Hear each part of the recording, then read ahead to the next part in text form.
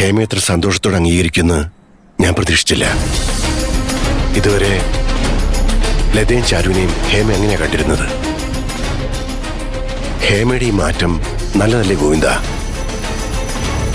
എല്ലാം ചാരുമോളുടെ ഭാഗ്യമല്ലേ ബാല?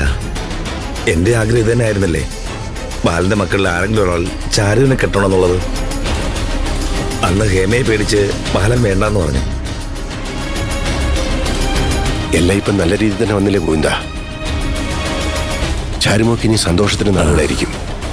അല്ല, അത് ഇനി അങ്ങനെ ആവണമല്ലോ. ചെറുപ്പം മുതലേ ആരുടെയും സ്നേഹം അവൾ അനുഭവിച്ചിട്ടില്ല.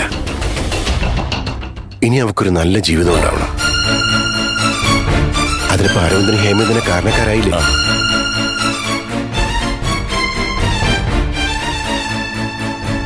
എന്റെ 4 മക്കളെക്കാൾ ഏറെ സ്നേഹിച്ചത് ചാരുവിനെയാണെന്ന് ഗോവിന്ദൻ അറിയാലോ.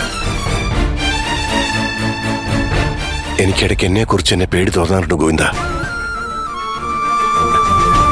എനിക്കെന്തെങ്കിലും സംഭവിച്ച എന്റെ ചാരുമോക്കാരുണ്ടാവും. ഇതുവരെ എന്റെ ഉള്ളിൽ ആ ഒരു പേടിയായിരുന്നു. രാത്രി ഞാൻ ഉറങ്ങാൻ കിടക്കുമ്പോ രാവിലെ ഉണർന്നില്ലെങ്കിലോ, ഞാനില്ലാതായ എന്റെ ചാരുമോൾ ഒറ്റപ്പെട്ടു പോയില്ലേ? ബാല, നീ എന്തിനാ ഇതൊക്കെ ആലോചിക്കുന്നത്? നമ്മുടെ ചാരുമോളില്ലേ, അവളുടെ സന്തോഷം നിനക്ക് കാണാവുന്നല്ലേ? കല്യാണം കഴിഞ്ഞ് നിന്റെ മരുമകളായല്ല, മകളാ. എന്നും നിന്റെ കൺമുന്നിൽ അവൾ ഉണ്ടാവില്ലേ? അരവിന്ദ് പോലും ചാരുമോക്കും ജീവിക്കാൻ എല്ലാം ഇവിടെ ഉണ്ടല്ലോ. ചാരുമോക്കും അരവിന്ദനും ഇനി അങ്ങോട്ട് ജീവിക്കാനുള്ളതെല്ലാം നമ്മൾ കരുതി വെച്ച് കഴിഞ്ഞില്ലേ ഗോവിന്ദ? അരവിന്ദന്റെ പിടിപ്പുകേട് മനസ്സിലായി തുടങ്ങിയത് ചാരുമോൾ അവന്റെ ജീവിതത്തിലേക്ക് വന്നതിന് ശേഷമാ.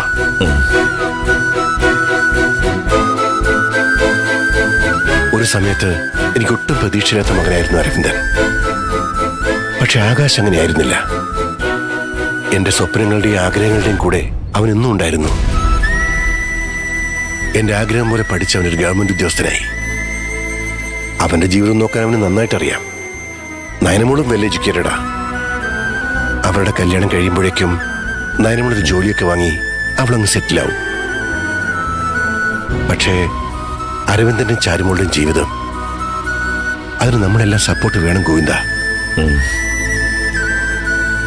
അതുകൊണ്ടാ ഞാൻ അവന് കൊടുക്കാൻ ആഗ്രഹിച്ചതിലും കൂടുതൽ ഇപ്പൊ ഈ തറവാടടക്കം അവന്റെ പേരിൽ പ്രമാണം ചെയ്തു കൊടുക്കുന്നത്.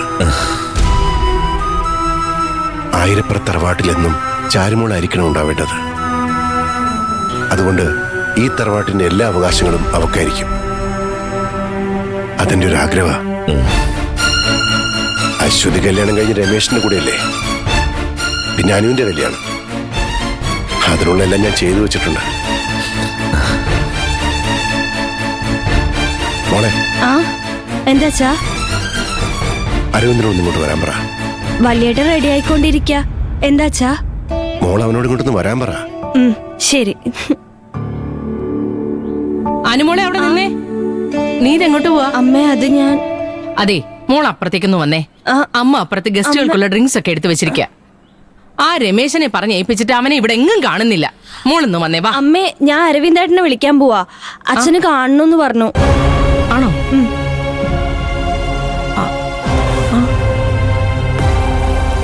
ഇതിപ്പോ എന്തിനാ അരവിന്ദനെ അന്വേഷിക്കുന്നേ?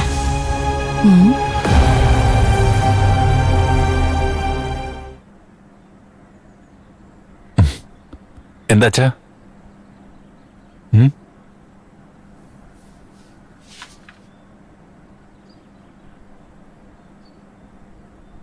ഇപ്പൊ ശരിക്കും ഒരു മണവാളനായല്ലോ.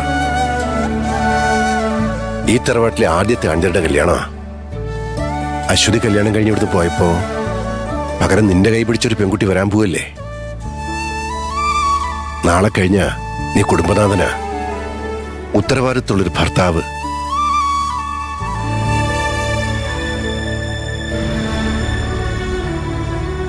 നീ ടെൻഷൻ ആവണ്ട.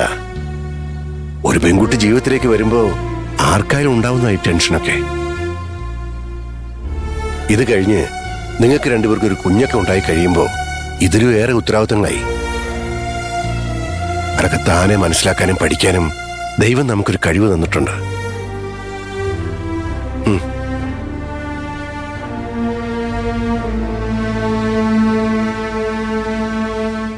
ദാ ഇത് നിന്നെ ഏൽപ്പിക്കുക.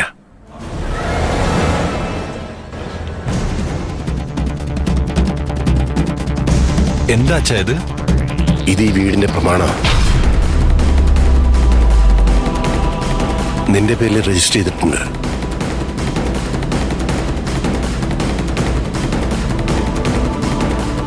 ഇനി ഈ വീടിന്റെ അവകാശി നീയും ചാരുമോളുവാ.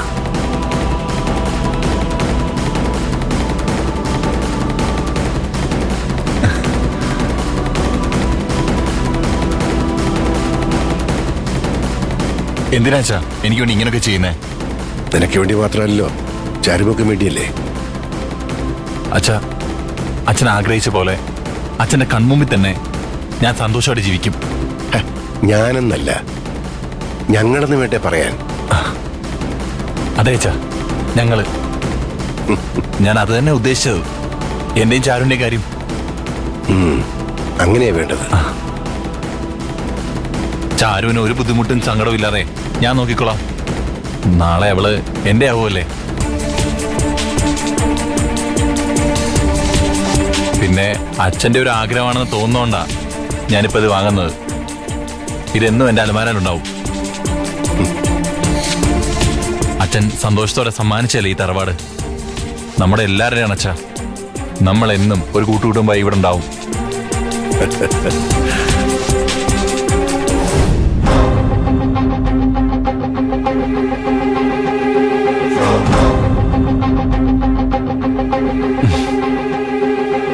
എന്നപ്പോ റെഡിയാവാൻ നോക്ക്. ശരി അച്ഛാ.